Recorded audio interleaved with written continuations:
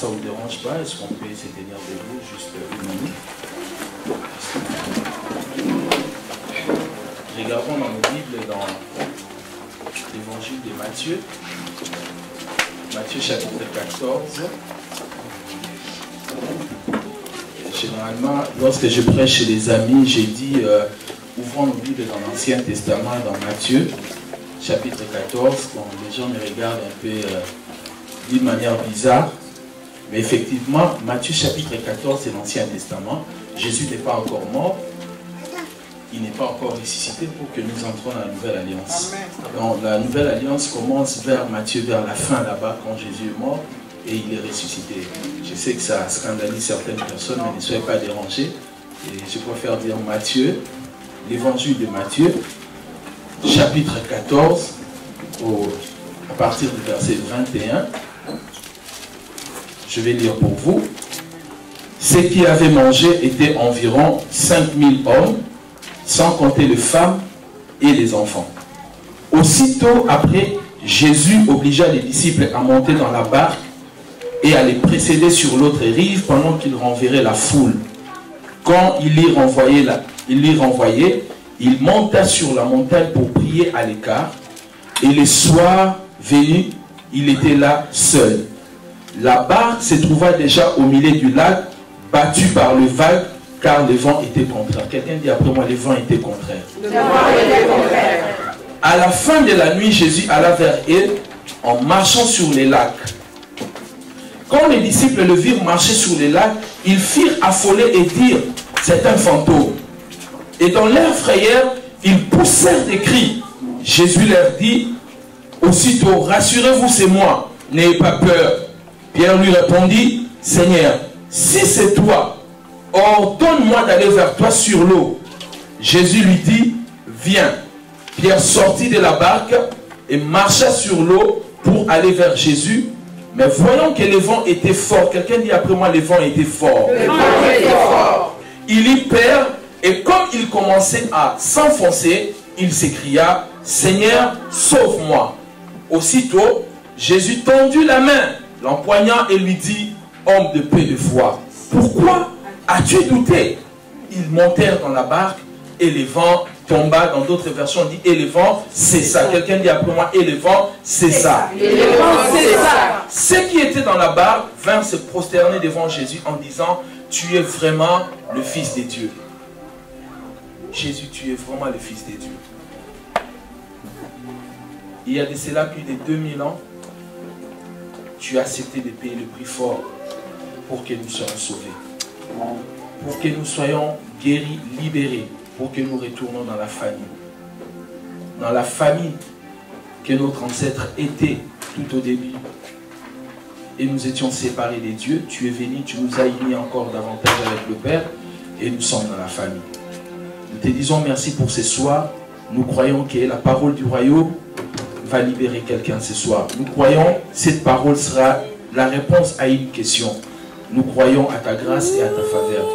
Prends toute la place, Jésus, pour la gloire de ton nom, par le Saint-Esprit. Nous avons ainsi prié. Amen. Amen. Vous pouvez vous asseoir dans la présence du Seigneur. Je tiens à remercier Dieu pour cette faveur, pour cette grâce d'être au milieu de vous, de me retrouver avec les gens que nous passerons l'éternité ensemble. C'est vraiment une faveur. Amen. Amen.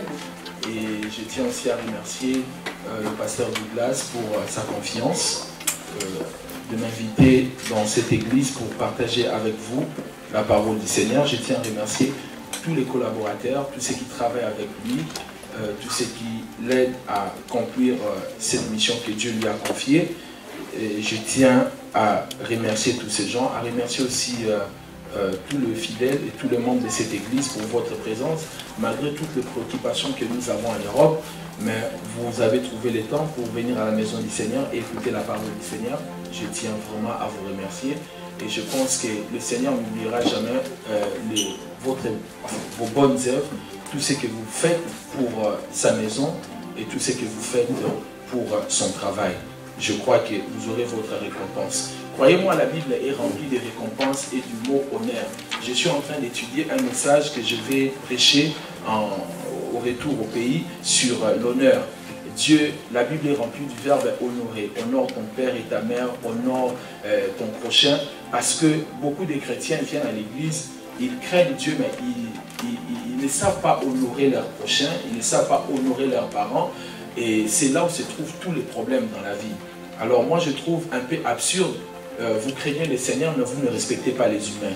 Ça n'a pas de sens. Vous ne pouvez pas craindre Dieu et ne pas honorer l'autorité, ne pas honorer votre prochain, ne pas honorer votre voisin. Ça n'a pas de sens. Et je pense que c'est l'une des causes, ce qui empêche les gens de venir dans nos églises prier, parce que nous ne reflétons pas le caractère de Dieu, nous ne reflétons pas la vie de Dieu là où nous habitons, dans nos universités, dans nos familles. C'est pour cela que les gens ne croient pas à notre Dieu. Alors, lorsque nous commençons à manifester le caractère de Dieu, la vie de Dieu, la nature de Dieu, tout de Dieu, je pense que notre propre vie deviendra une évangélisation vivante. Amen. Amen. Alléluia. Amen. Je ne sais pas si je dois me présenter, le pasteur m'a déjà présenté. Je suis Jean Toto, votre frère. Dieu m'a doté du ministère prophétique. Je suis pasteur, je suis aussi étudiant, et le reste, ça n'a pas d'importance. Je suis marié, j'ai 4 enfants. Dieu m'a béni avec 4 enfants et une femme merveilleuse. Amen. Amen. Amen. Vous êtes contents, je pense que c'est l'essentiel. Amen. Amen. Et je bénis Dieu pour ce qu'il a fait dans ma vie dans moins de 5 ans.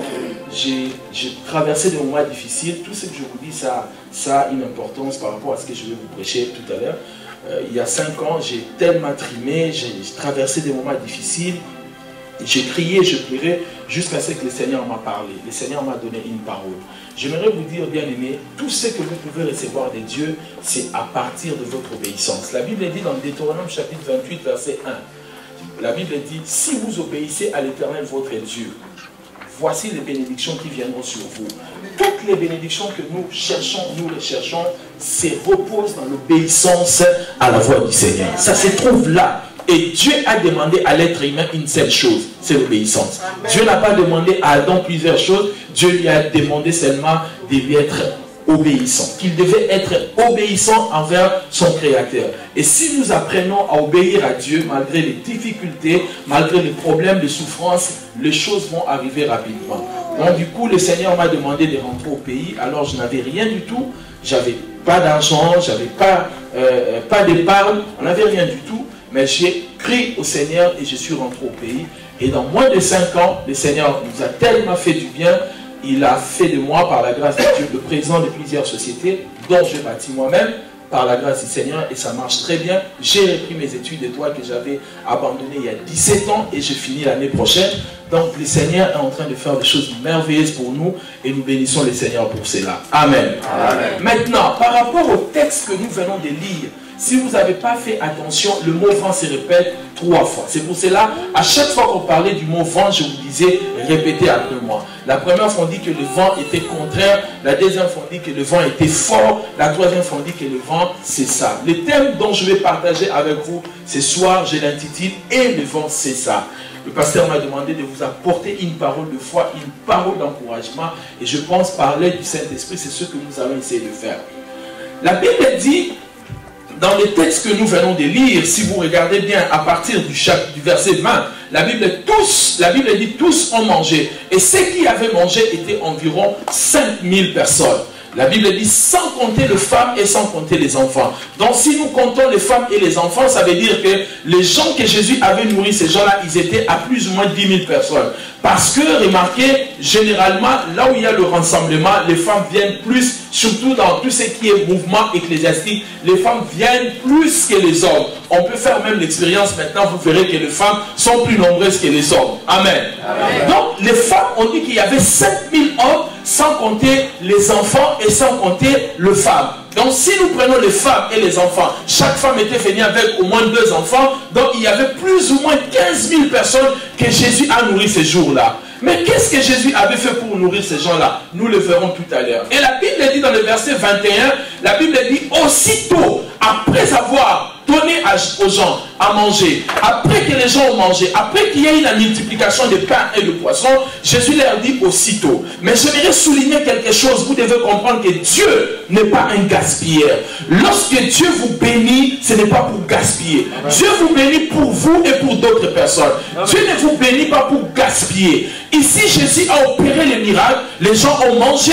La Bible dit qu'il restait 12 paniers. Jésus n'a pas dit jeter, il a dit rassemblez cela. Mettez ça quelque part. Donc, parce que Dieu n'est pas un gaspilleur. Tout ce que Dieu vous donne, même lorsque vous mangerez et vous serez rassasiés, apprenez à mettre de côté ce que Dieu vous donne en abondance. Et la Bible dit, dans le verset 21, Jésus leur dit, aussitôt, il obligea à ses disciples de passer de l'autre côté. Et lorsqu'il a dit à ses disciples de passer de l'autre côté, lui il est resté. Or, d'habitude, Jésus communiquait toujours l'objectif. Lorsqu'il voulait faire quelque chose, il disait à ses disciples, par exemple, allons et nous allons réveiller notre frère, notre ami Lazare. Donc il donnait toujours un objectif. Mais cette fois-ci, Jésus ne donne pas son objectif. Il dit seulement à ses disciples, passons de l'autre côté, passez de l'autre côté, et moi je vais vous rejoindre après le temps pour moi de renvoyer la foule. Et lorsque Jésus est resté, les disciples sont montés dans la barque,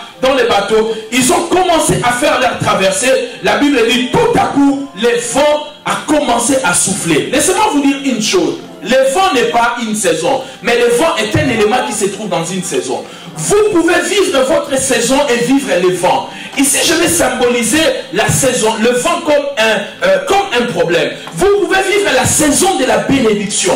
Vous pouvez vivre la saison que Dieu est en train de vous visiter, mais vous n'êtes pas exempté de problèmes. Ce n'est pas parce que vous êtes chrétien que vous n'aurez pas de problèmes. Lazare était l'ami de Jésus, mais il était malade, il est tombé malade, il est mort. Mais Jésus est venu le ressusciter. Pourquoi? Parce que la Bible dit, le malheur atteint souvent les justes et l'Éternel en délivre toujours. Ne pensez pas parce que vous êtes chrétien, vous êtes né de nouveau, rempli du Saint-Esprit, vous parlez en langue, vous avez des dons spirituels, que vous êtes exempté des problèmes, vous êtes exempté des difficultés, vous êtes exempté des souffrances. Il y aura toujours des problèmes dans la vie. Il y aura toujours un vent qui va souffler, même lorsque vous vivez la bonne saison de votre vie. Mais ce qui est important, l'Éternel Dieu Tout-Puissant fera de sorte que sa main puissante soit sur vous. Et lorsque vous traversez ces moments difficiles, ces difficultés, qu'il puisse vous délivrer dans tous ces problèmes dont vous êtes en train de traverser.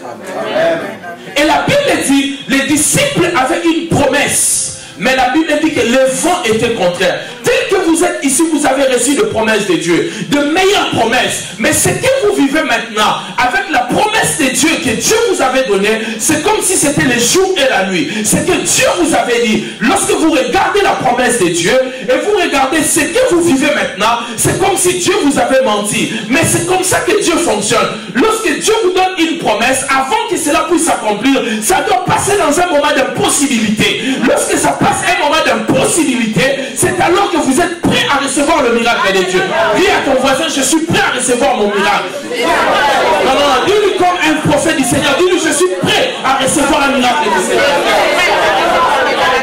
Laissez-moi vous dire, si Moïse n'est pas encore est encore vivant, la personne qui vous aide, la personne qui vous apporte de l'aide, c'est-à-dire vous êtes encore trop loin de la terre promise, parce que Moïse ne peut pas entrer avec vous dans la terre promise. Donc lorsque celui qui vous aide vous lâche, vous abandonne, il vous laisse, ça veut dire que vous êtes prêt à recevoir le miracle. Je crois que je suis en train de parler à quelqu'un. Si je parle à quelqu'un, dis-lui, le miracle est en train d'arriver. Alléluia. La Bible dit, ils étaient dans le bateau. Ils étaient dans le bateau avec la promesse du Seigneur de passer de l'autre côté. Et la Bible dit, il y a eu le vent contraire qui les empêchait à atteindre l'objectif de Dieu. Et ici dans cette salle, il y a des gens qui sont en train de vivre le contraire de ce que Dieu leur avait dit, le contraire de la promesse de Dieu, le contraire de ce que Dieu leur avait promis. Mais j'aimerais vous dire, Dieu n'a pas menti, parce que le diable a de manœuvres pour empêcher la parole du Seigneur puisse s'accomplir dans votre vie. Et l'erreur que les disciples avaient accomplie, c'est la même erreur que toi tu es en train de faire maintenant. Lorsque le vent commençait à souffler, la Bible dit ils ont commencé à trembler. Ils ont commencé à trembler. La première erreur que les disciples avaient commise, c'est ils avaient oublié que cette parole ne venait pas d'un homme, c'était la parole de Jésus. Et comme il leur avait dit passer de l'autre côté, peu importe le problème, il devait arriver de l'autre côté. Amen. C'est la même parole dans le verset 20 qui avait pris quelques pains et quelques poissons et ça fait la multiplication. Ils ont vu les miracles avec la même parole et c'est la même parole qui leur dit passez de l'autre côté. Lorsqu'ils se trouvent dans des difficultés, au lieu de croire à cette parole, à cette promesse, ils ont commencé à regarder plus le problème que la parole qu'ils avaient reçue de Dieu. La plus grosse erreur des chrétiens, lorsqu'ils regardent le problème que la parole que le Seigneur leur avait donné. Et lorsque vous regardez le problème, au lieu de regarder ce que Dieu vous avait dit, c'est en ce moment-là que le diable viendra pour s'aimer de paroles de doute, pour vous dire est-ce que vraiment Dieu avait dit, pour vous mettre en difficulté et rater ce que Dieu vous avait promis. Amen. Amen. Les disciples dans le bateau, ils ont commencé à trembler. Ils tremblaient, mais avec une promesse du Seigneur. Un jour dans la Bible, Jésus était dans le bateau. Dans Marc, la Bible dit, les vents soufflaient. De l'eau entrait dans le bateau. Mais Jésus dormait. Quel genre de sommeil Jésus? Est-ce que vous pouvez dormir lorsque vous êtes dans une mer, dans un petit bateau, de l'eau est en train d'entrer? Est-ce que vous pouvez dormir? Non. Mais Jésus dormait. Je ne sais même pas s'il ronflait, mais il dormait. La Bible dit Jésus dormait. Jusqu'au point, les disciples ont dit à Jésus, Maître, est-ce que tu n'as pas peur? Nous sommes en train de périr. Amen. Jésus se réveille, il s'étire. Au lieu d'opérer un miracle, il s'étire d'abord. Il dit, mais qu'est-ce qu'il y a? Mais maître, nous sommes en train de périr. Vous savez pourquoi Jésus n'avait pas peur? Parce que Jésus connaissait sa destinée. Il savait que sa mort n'était pas dans la mer. Sa mort était à la croix. Si vous savez ce que Dieu veut pour vous, vous n'aurez pas peur de certaines circonstances.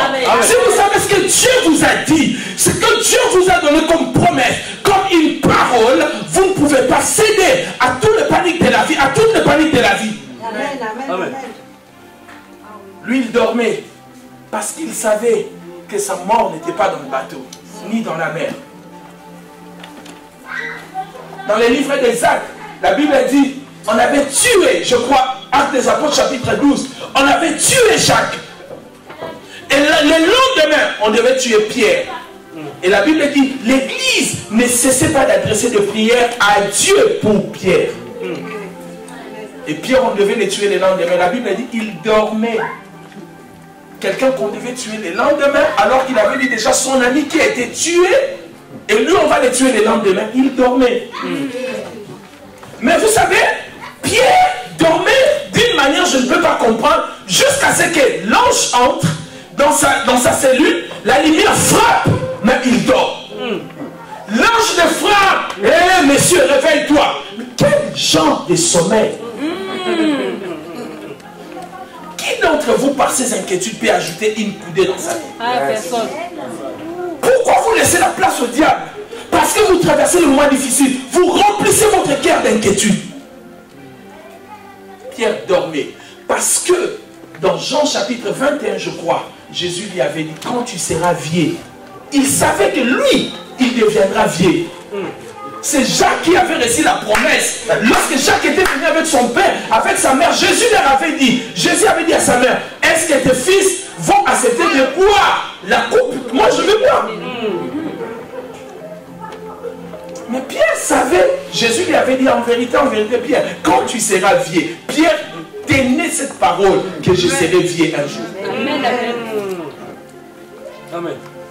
Un jour, un de nos enfants était, ma femme était enceinte, nous sommes partis à l'hôpital, les docteurs, vous savez, j'aime les médecins, ils sont des hommes intelligents, mais leur intelligence, par moments, ça dépasse la tête. Ils ont commencé à dire des choses, des termes très compliqués. Anthropopie, je ne sais pas quoi, c'est dans le ventre, l'enfant ne peut pas. Beaucoup de choses très compliquées, des théories que je ne comprenais pas. Ma femme m'a appelé, elle commençait à pleurer, je ne sais pas comment on va faire. J'ai dit à ma femme, calme-toi.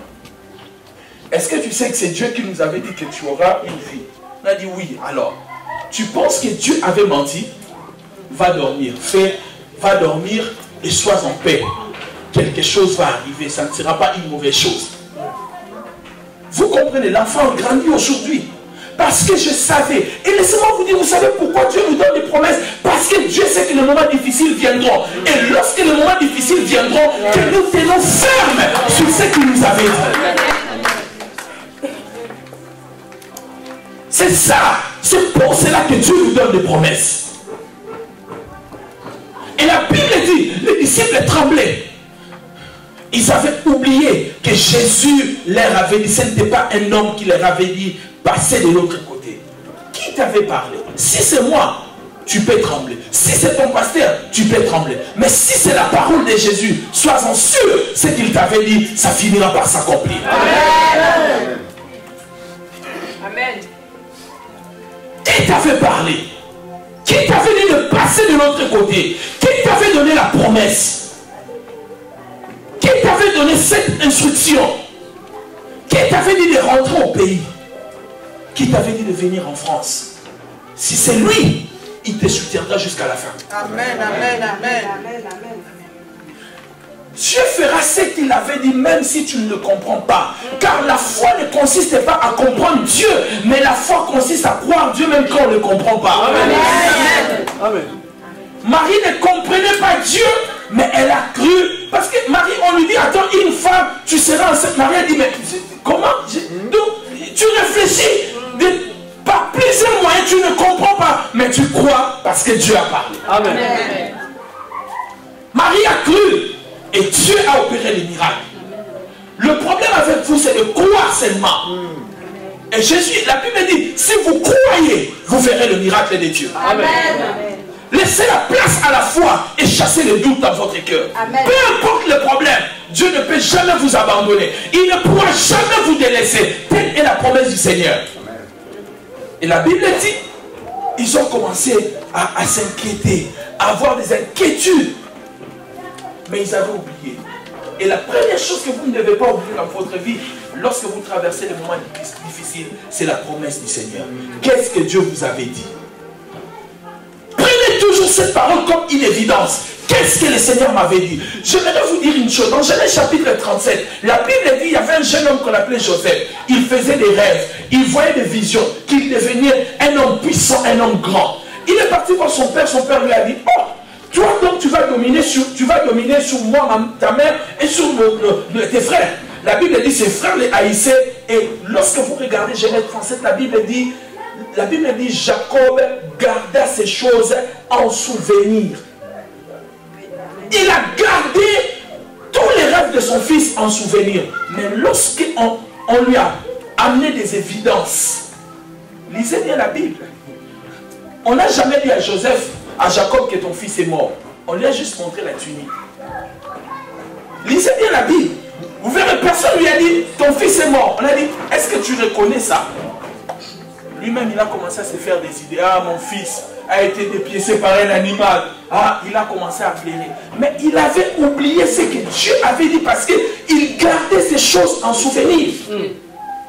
Le diable fera de sorte que il va te montrer des évidences pour que tu nies la promesse de Dieu. Mais reste ferme. Garde en souvenir ce que Dieu t'avait dit. Il nous arrive par moments, le diable nous présente des évidences. Tu regardes ta vie, tu dis non, là, vraiment, ce n'était pas Dieu. Mais dis au diable, tu es un menteur. Et ce que le Père avait dit, il finira par le faire. Amen.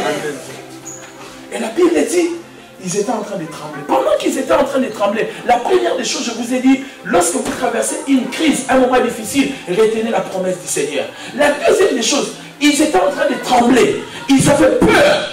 Du coup, ils ont vu Jésus marcher sur les eaux comme un fantôme. Et même ils ont dit, c'est un fantôme. Ce n'était pas Jésus qui leur avait dit c'est un fantôme. Dans le moment difficile de notre vie, par moment, Dieu se révèle comme un fantôme. Amen, amen, amen. Je vous dis la vérité. Amen. Vous savez, beaucoup de chrétiens n'ont pas été bénis par Dieu parce que lorsqu'ils traversaient les moments difficiles, Dieu les a visités, pas comme Jésus, mais comme un fantôme. Ils ont dit non, ça ne vient pas de Dieu. Dieu ne peut pas agir comme ça. Qui te dit que Dieu doit agir comme toi tu le veux? Qui te dit cela? La Bible dit Dieu nous a parlé dans Hébreu par plusieurs reprises et par plusieurs manières. Dieu n'a pas un seul système. Dieu est un multisystème. Si vous avez déjà votre forme de Dieu, vous savez comment Dieu est, comment Dieu agit, alors vous passerez à côté de toutes les promesses de Dieu. Beaucoup de gens sont là. Non, ça ne vient pas de Dieu. Mais quand ça vient de Dieu, c'est dans quelle forme? Amen. Parce qu'il peut s'y révéler. C'est comme un fantôme. Amen. Combien d'entre vous, vous étiez en train de prier? Tu es en train de prier, tu sens comme si quelqu'un était derrière toi. Il peut se révéler comme un fantôme. Même si tu sens, j'ai des frissons, c'est comme si quelqu'un continue à prier. Il peut se révéler comme un fantôme, car le diable ne peut rien contre toi, surtout lorsque tu es dans la prière. Amen. Jésus était en train de marcher sur les eaux. Il marchait sur les eaux. Ils ont dit, ah! Non! Remarquez, ils avaient déjà peur parce que le vent était contraire.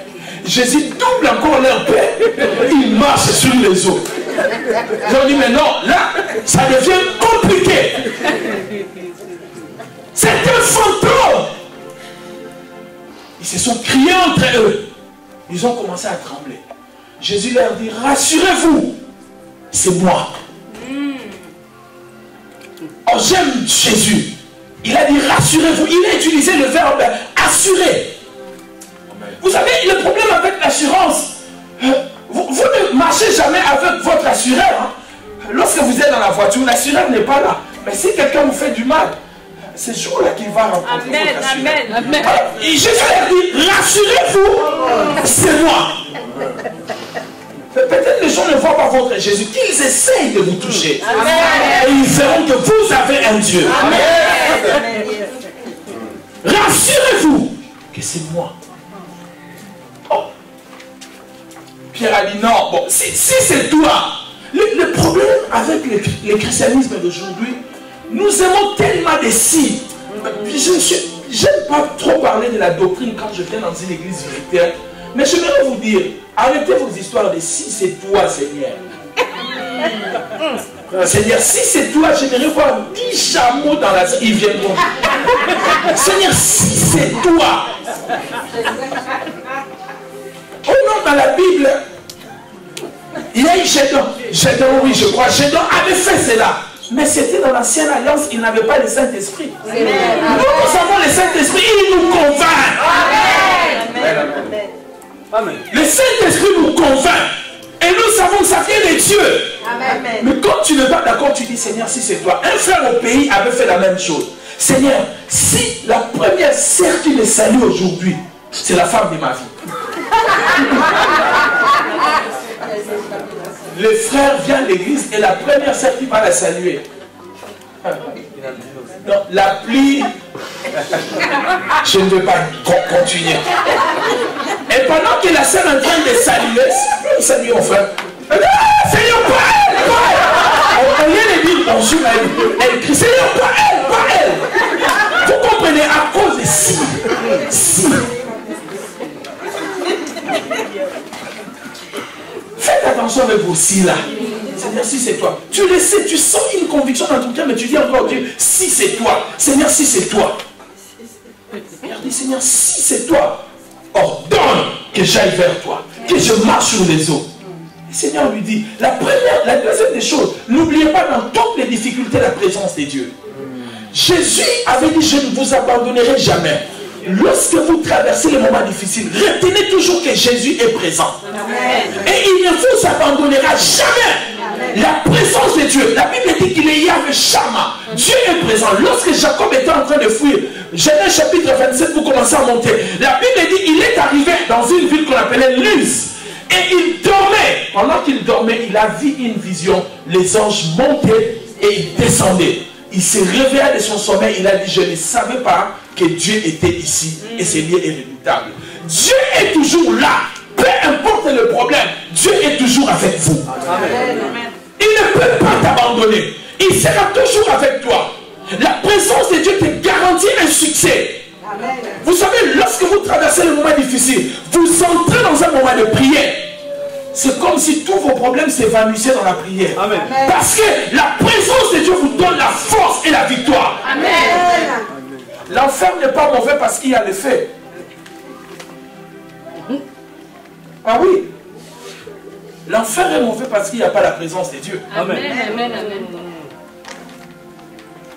Bon, quelqu'un dira, l'islamiste a dit, même dans les séjours de mort, il est là. Oui, dans les séjours de mort, Dieu est là. Mais ça, ce n'est pas la présence de Dieu de l'atmosphère, mais c'est l'omniprésence de Dieu. Amen. Il y a une différence entre l'omniprésence de Dieu et la présence de Dieu. Dieu peut être omniprésent dans un endroit, mais il y a une seule personne qui sent la présence de Dieu. Amen. Dieu est partout. Mais pour sentir la présence de Dieu, c'est une autre chose. Souvenez-vous de Shadrach, Meshach, Abednego. Ils étaient dans le feu. Mais ils n'étaient pas bons parce que le feu, ce n'était pas le problème. Le problème, c'est l'absence de Dieu. Comme Dieu était là, le feu ne pouvait rien faire. Laissez-moi vous dire, lorsqu'ils sont sortis du feu, la Bible dit, leurs vêtements n'étaient même pas consumés. Ils n'avaient même pas l'odeur de la fumée. Il y avait une seule chose qui était consumée. C'était le fil du roi. Lisez bien la Bible. Seulement le fil qu'on les avait attachés qui était consumé. Mais pas leurs vêtements.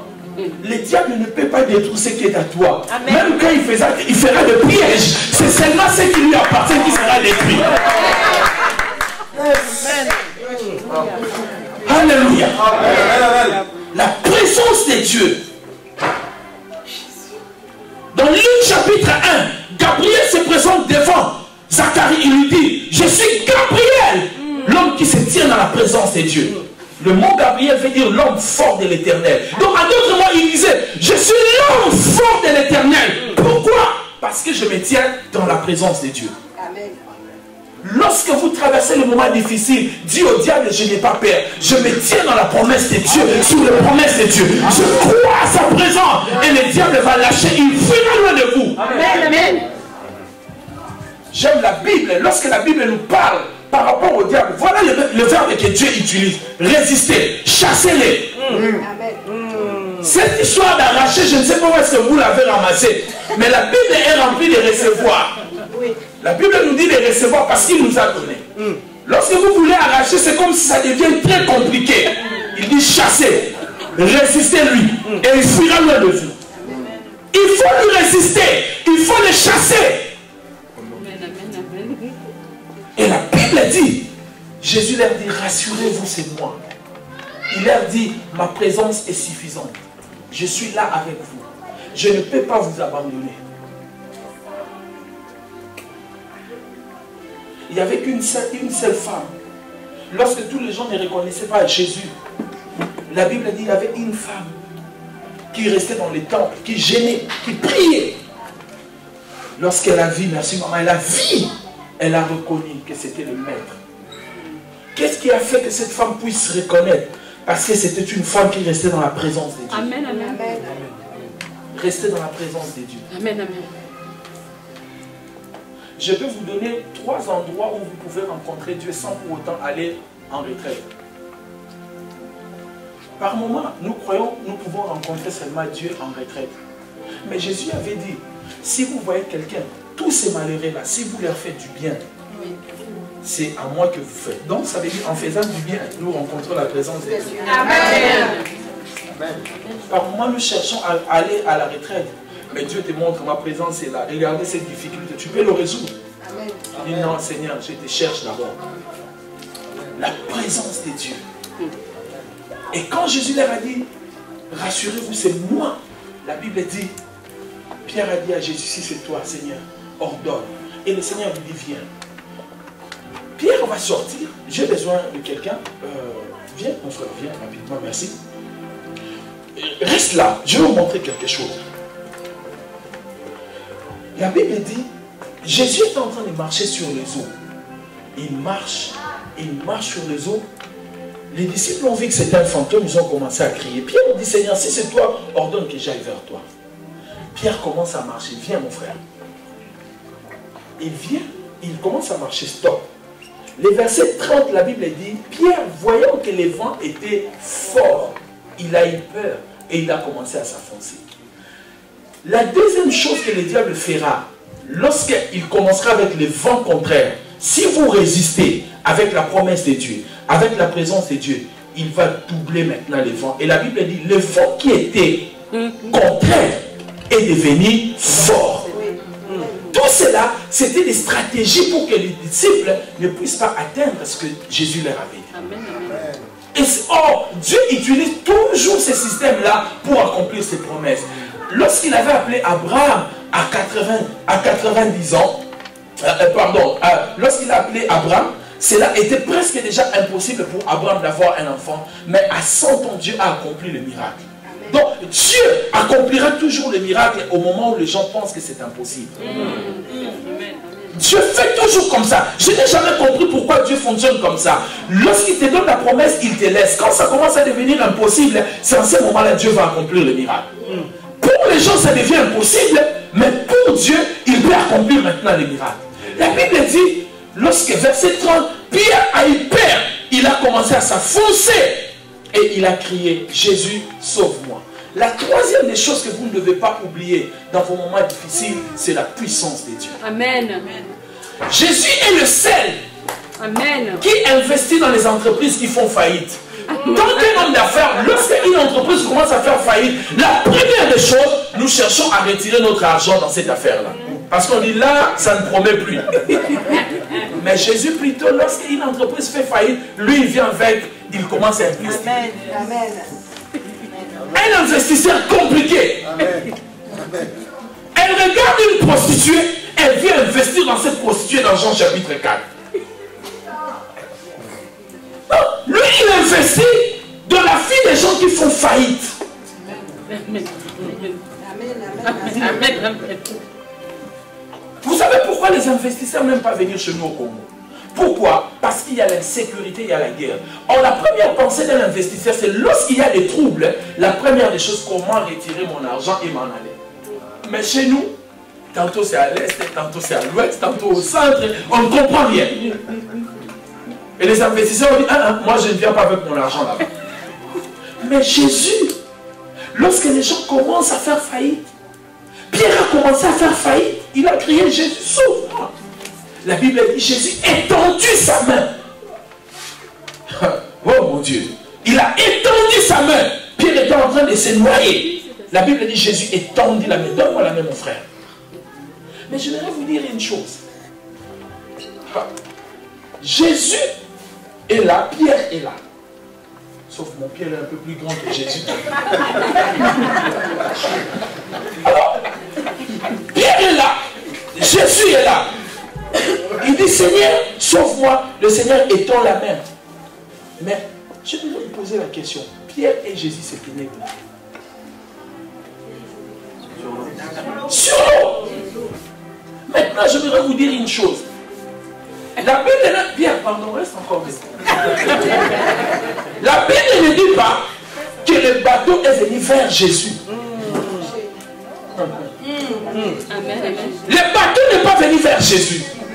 C'est Jésus et Pierre ils ont marché vers le bateau. Amen. Là où tu faisais naufrage parce que tu étais seul, si Jésus te tient cette fois-ci dans la mer, tu ne feras plus naufrage. Si tu crois là, tu as dit, je le reçois au nom de Jésus. Pierre faisait naufrage. Il était en train de se noyer. Mais lorsque Jésus le tient dans la mer, Jésus commence à marcher avec Pierre. Et il parlait tranquillement. Ils étaient en train de marcher. Ils marchaient jusque dans le bateau. Merci Pierre. Jusque dans le bateau. Et vous voulez que je vous donne la bonne nouvelle? Et c'est là où je vais clôturer. La bonne nouvelle, c'est quoi? La Bible dit, lorsque Pierre et Jésus sont partis dans le bateau, la Bible dit, et les vents cessent. Quel vent a cessé? C'est le même vent qui était contraint. C'est le même vent qui était devenu fort. C'est le même vent qui a cessé. Le même problème qui est contraint aujourd'hui.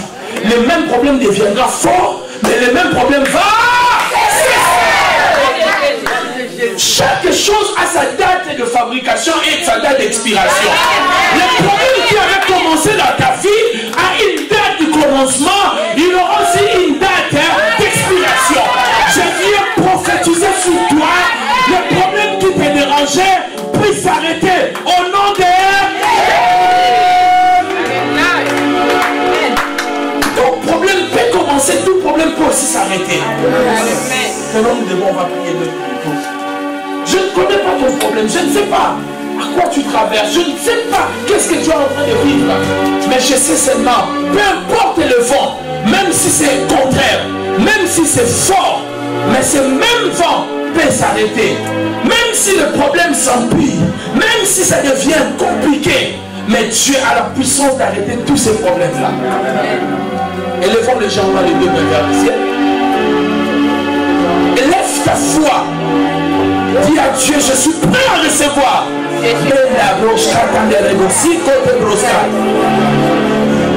Dis Seigneur, je suis prêt. Je suis prêt à recevoir de toi un miracle ce soir.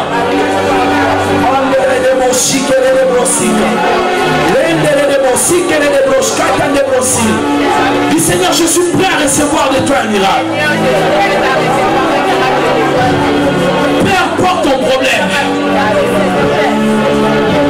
ça va cesser. Les vents étaient contraires. Les vents étaient devenus forts. Et les vents ont cessé. Alléluia. Je reconnais que tu fais tout. Et rien ne peut s'opposer à tes pensées.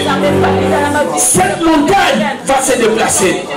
Cette montagne va se déplacer. Si tu connais la chanson, chante cela. Dis, je reconnais que tu fais tout. Rien ne peut s'opposer à tes pensées. Ainsi, cette montagne va se déplacer. Cette montagne va se déplacer. Alléluia. Élève tes deux mains, commence à élever ta foi. Quelque chose va se faire dans cette salle. Je t'assure, tu vas recevoir un miracle avant de sortir dans cette salle. C'est aujourd'hui le jour où le Seigneur a arrêté pour que tes problèmes s'arrêtent, pour que tu commences une nouvelle saison, pour qu'il fraye un chemin pour toi. Le Seigneur est en train de frayer un chemin pour toi. Chantons pour la gloire de Dieu, je reconnais.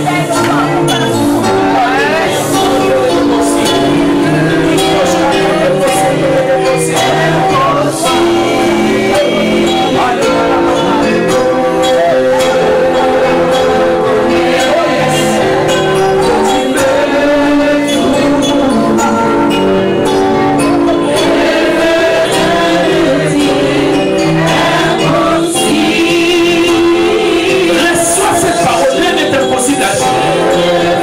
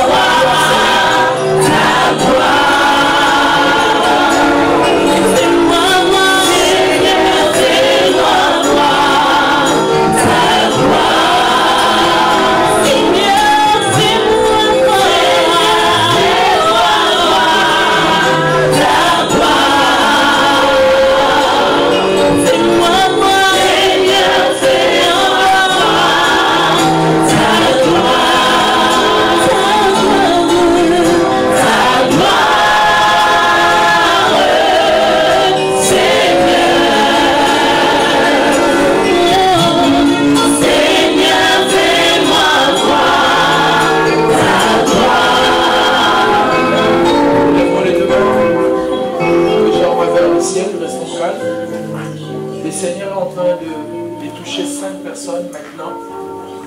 Le Seigneur est en train de vous faire entrer dans une nouvelle saison. Après mon passage dans cette église, votre vie va connaître une grande percée, une transformation totale, un changement. Dieu est en train de vous visiter.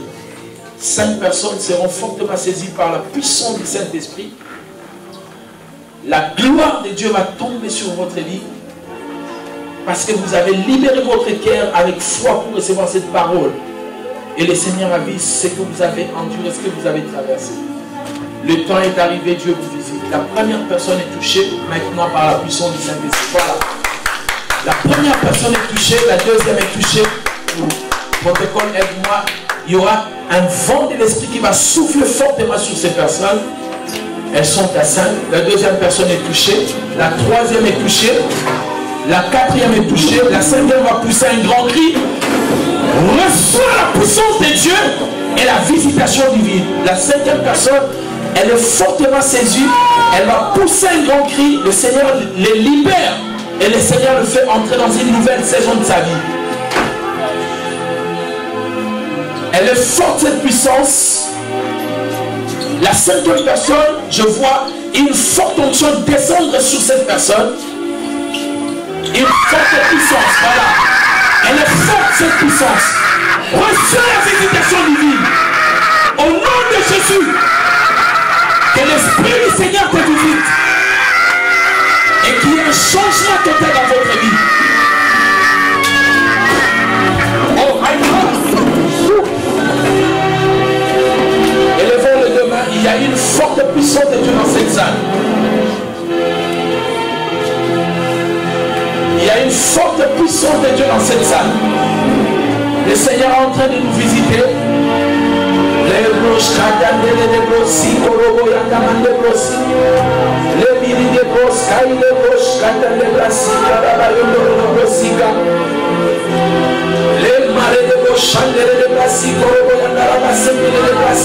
Je vois une forme de projet devant vous. Et je vois la main de l'Éternel se mettre sur ces projets. Et je vois l'Éternel en train d'agir, je vous vois en train d'écrire et je vois une main invisible en train de signer. Le Seigneur est en train de dire, ce que tu es en train de faire, ma main sera avec toi. Je vais t'accompagner et je serai avec toi pour te donner des succès dans tout ce que tu vas faire. La grâce divine est en train d'arriver dans votre vie, la faveur de Dieu. Après mon passage dans cette église, le Seigneur va vous faire du bien. Il ouvrira le porte des cieux, les écluses des cieux pour vous. Et il y aura une visitation, une forte gloire dans votre vie comme vous n'avez jamais vécu. Le Seigneur va vous faire du bien. Le Seigneur va vous visiter et le Seigneur va essuyer vos larmes.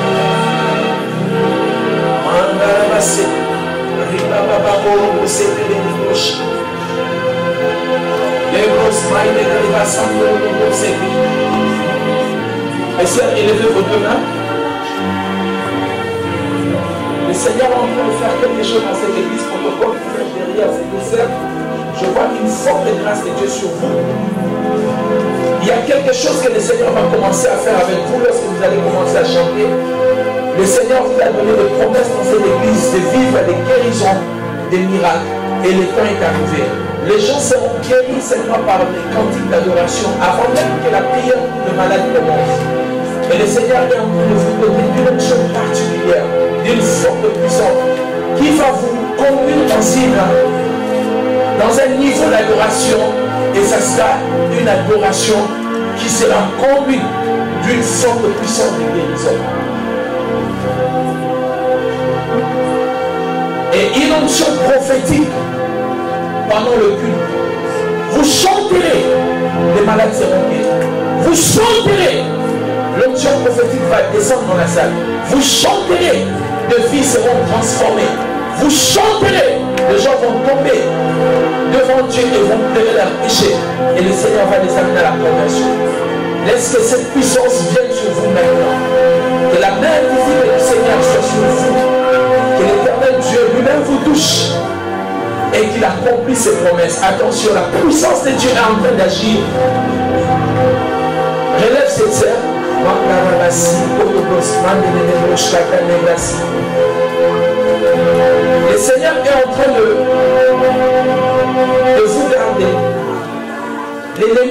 voulu vous attaquer au niveau de respiration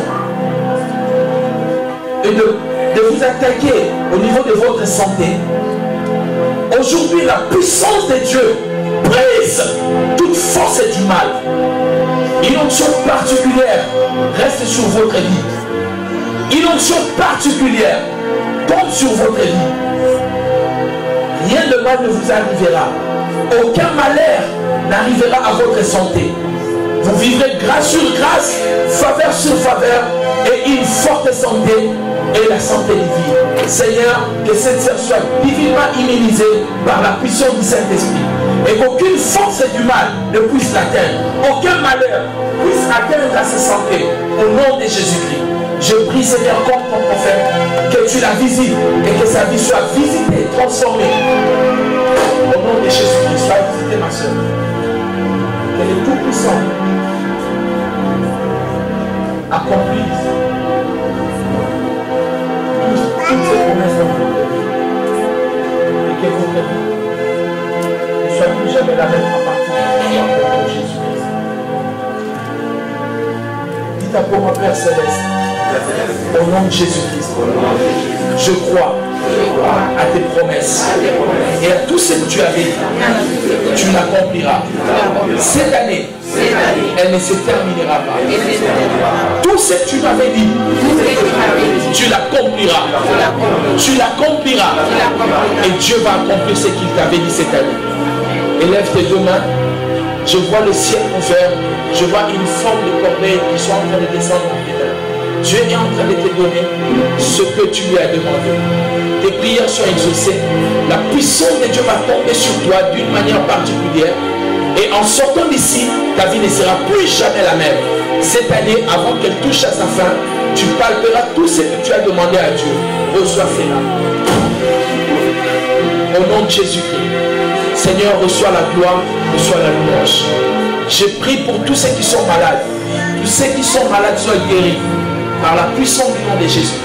Quel que soit le nom de sa maladie, que la maladie sèche jusqu'à la racine. Que la maladie sèche jusqu'à la racine. Soyez guéris et soyez restaurés par la puissance du Saint-Esprit. Par la puissance du Saint-Esprit, soyez guéris, soyez restaurés. Soyez guéris et soyez restaurés. Soyez guéris et soyez restaurés. Femme avec des lunettes. Vous pouvez venir devant. Je vous ai mis en train de marcher. C'est comme si vous étiez en train de marcher sur le feu et en train de soulever vos pieds. Je ne sais pas ce que vous traversez, mais je vis le Seigneur vous faire sortir de tout ce qui est compliqué dans votre vie et pour vous faire entrer dans une nouvelle saison. Une nouvelle saison commence dans votre vie. Une saison de changement, une saison de transformation. Aujourd'hui, c'est votre jour. Le diable n'a pas voulu que vous assistiez dans ces cultes parce que Dieu avait préparé quelque chose pour vous et quelque chose particulier que vous allez recevoir. Le Tout-Puissant, le Dieu créateur des cieux et de la terre, vous fait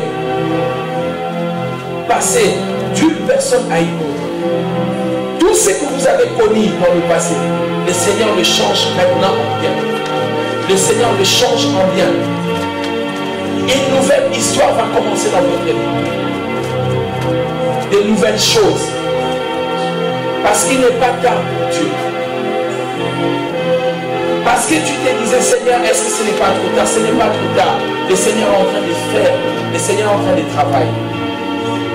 Pendant que je suis en train de parler, je vois comme si un ange est en train de vous remettre un verre d'eau. Ainsi, dans ma compréhension spirituelle, je comprends et je peux entendre le mot consolation. Le Seigneur est en train de vous consoler et le Seigneur est en train de travailler votre cœur. Le Seigneur est en train de consoler votre cœur. Le Seigneur est en train de consoler votre vie. Recevez cette consolation divine avec la paix et la joie de l'esprit. Au nom de Jésus-Christ. Que la puissance de Dieu puisse pénétrer tout votre corps. De la tête au plan de pied.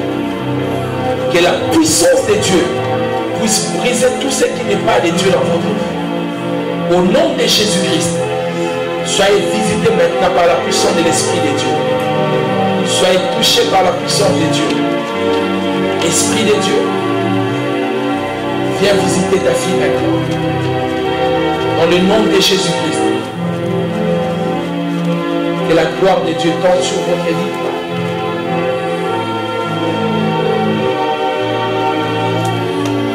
Au nom de Jésus.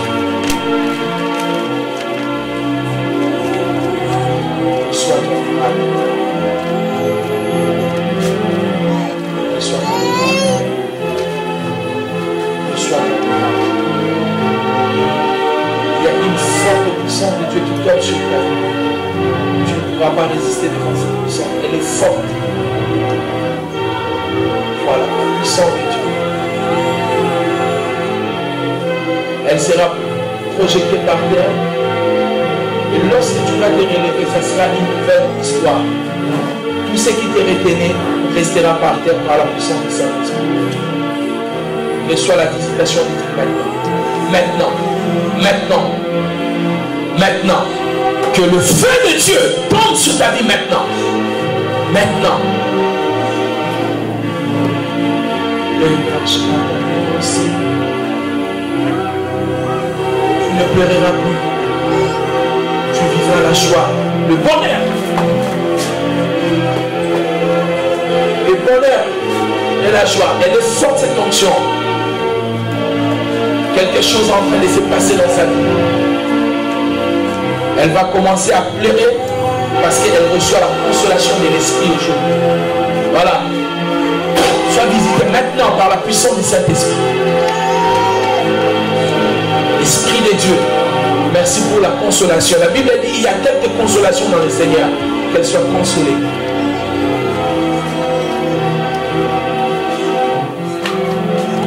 De toutes les fausses accusations qu'elle a commises. Tu as été faussement accusé. Le Seigneur te console aujourd'hui.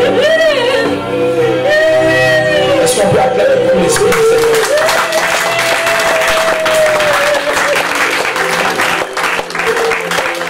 Soyez consolés. Soyez consolés. Car le Seigneur t'a justifié aujourd'hui. Le Seigneur t'a justifié. Elle est justifiée par le Seigneur.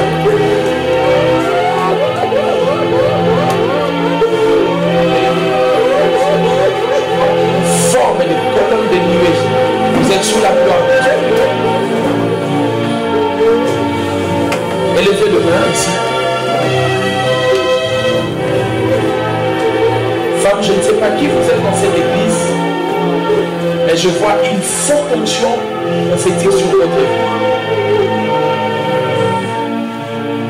Je vois le Seigneur est en train de vous établir comme un pilier dans une maison.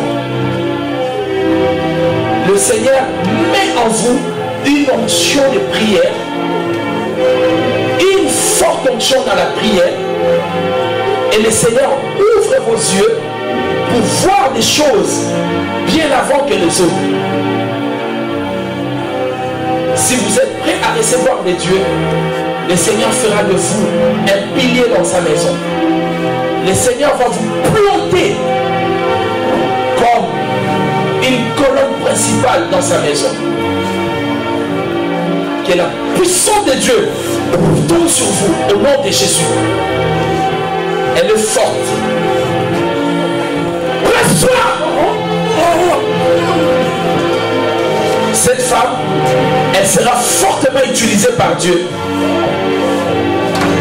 D'une onction terrible et particulière. Elle sera une femme de prière. Une femme de feu. Reçois le feu de Dieu maintenant dans ta vie. Le feu qui va embraser la ville de Paris. Reçois. Reçois le feu de l'Esprit. Et que tu sois une servante de Dieu, que tu te tiennes comme une sentinelle. Ta vie ne va plus t'appartenir. Ça sera une vie de sacrifice pour les autres. Tu auras le temps de prier que pour les autres. Parce que Dieu t'élève comme une intercesseuse. Une forte intercesseuse dans cette maison. Saint-Esprit, je te donne la gloire pour ton travail, pour ce que tu es en train de faire. Oh, que ta grâce règne sur cette femme, que tu la protèges et que tu la gardes dans tes voies.